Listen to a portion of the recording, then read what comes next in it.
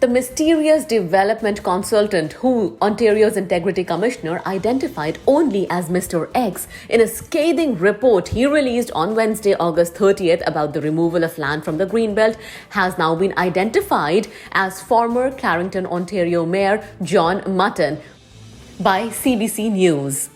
Integrity Commissioner J. David Wake said Mr. X was one of the two consultants hired by landowner Peter Tannenbaum to work on getting about 34 hectares of land on Nash Road in that community, which is about 83 kilometers east of Toronto, removed from the Greenbelt and rezoned to permit development.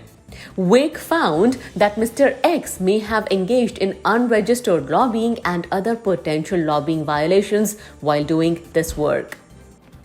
CBC News in their report say Nico Fidani, principal at the lobbying firm On Point Strategy Group, confirmed to them that he worked with Mutton as a consultant on the Nash Road project.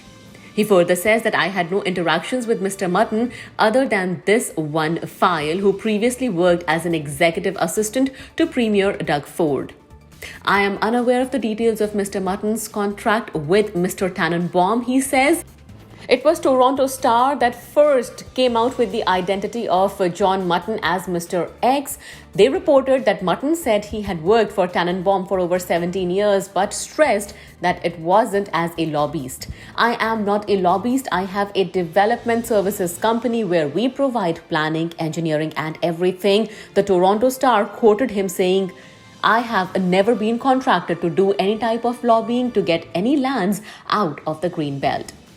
The revelation is the latest twist in the controversy that erupted after successive reports from two independent legislative watchdogs revealed major flaws with the province's decision to build homes on the Greenbelt.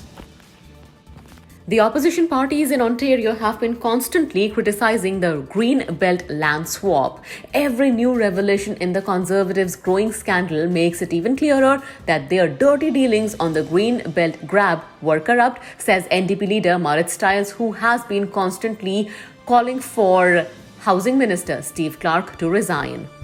Ontario's land use policy should not be run by Mr. X or unregistered lobbyists, said interim leader John Fraser, who called the whole situation shady.